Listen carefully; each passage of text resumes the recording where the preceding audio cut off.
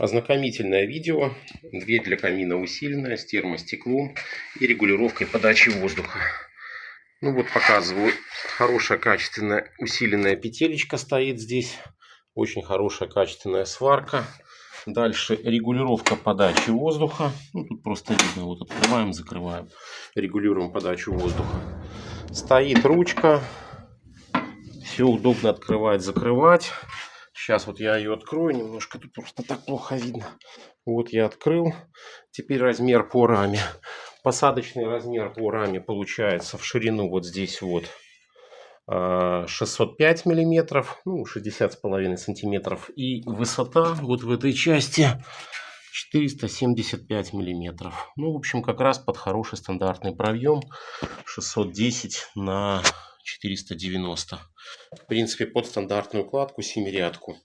Вот что у нас внутри. Ну, внутри у нас стоит термостеклышко. Везде по периметру стоит уплотнительный шнурочек.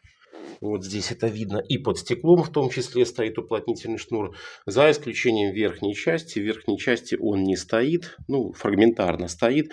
Для того, чтобы осуществлялся подсос воздуха и стекло не так быстро коптилось.